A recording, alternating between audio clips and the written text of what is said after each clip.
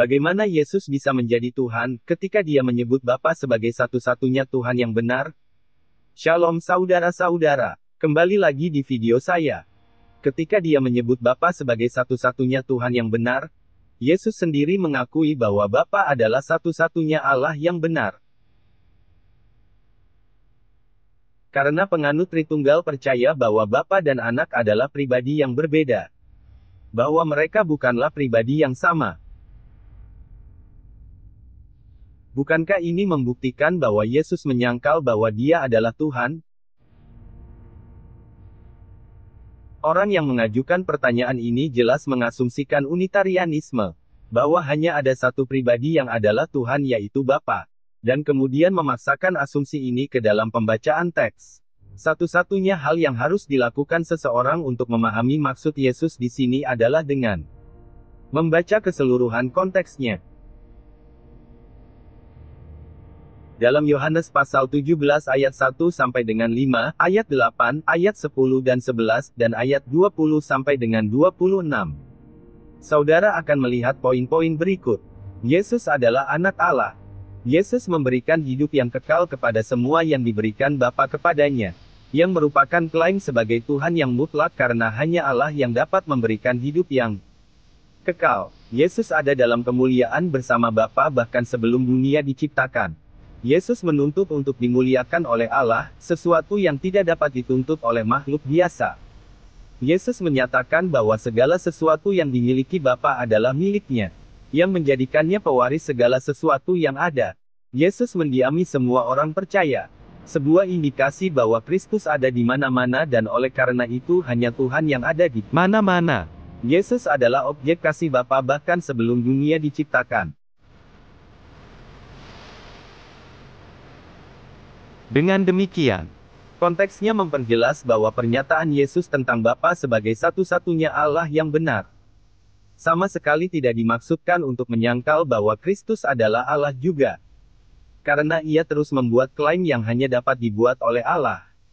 Yesus hanya berbicara kepada Bapa karena menjadi satu-satunya Tuhan yang benar. Karena inilah Dia yang sebenarnya. Namun kita tahu dari Alkitab yang sama bahwa satu-satunya Tuhan yang benar ada sebagai lebih dari satu pribadi. Alkitab dengan jelas menunjukkan bahwa baik Anak maupun Roh Kudus juga benar-benar Allah.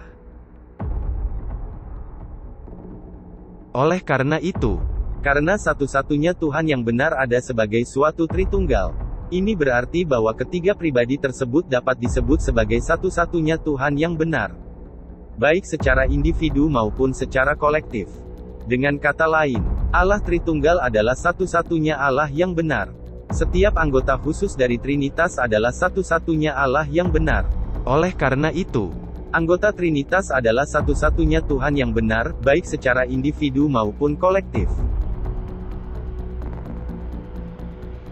Inilah sebabnya mengapa Yesus dapat berbicara tentang satu anggota Trinitas sebagai satu-satunya Allah yang benar tanpa menyiratkan bahwa anggota lainnya bukanlah Allah. Untuk memperjelas hal ini, perhatikan apa yang dikatakan dalam kitab Ibrani. Ibrani pasal 1 ayat 8 sampai dengan 12. Bapa memuji putranya dengan memanggilnya Tuhan. Tuhan, Raja abadi dan karena menjadi pencipta dan pemelihara semua ciptaan. Alkitab mengajarkan bahwa Yesus adalah satu-satunya Tuhan dan Tuhan yang berdaulat. Yudas pasal 1 ayat 4.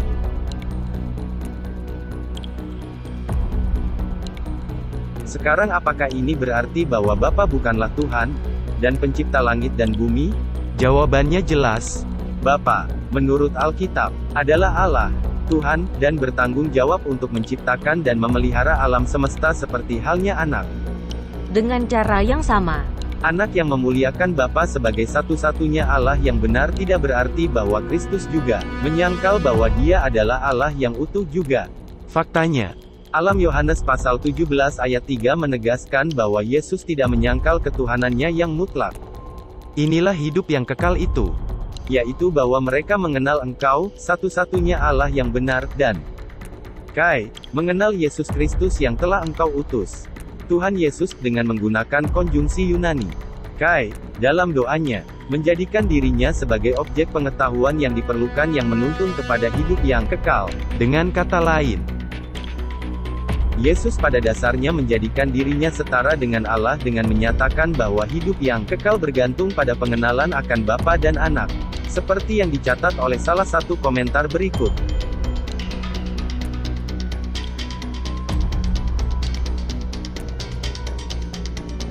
Lalu almarhum ekspositor Alkitab terkenal John Gill menyatakan,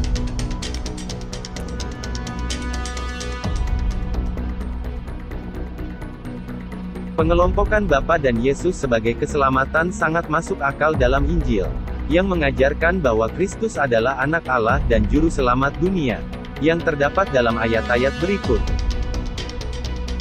Yohanes pasal 1 ayat 1 sampai dengan 4, ayat 10, ayat 14, dan ayat 18.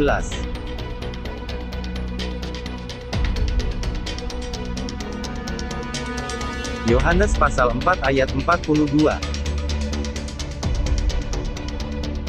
Yohanes pasal 6 ayat 50 dan 51. Yohanes pasal 12 ayat 47. Yohanes pasal 20 ayat 28 sampai dengan 31.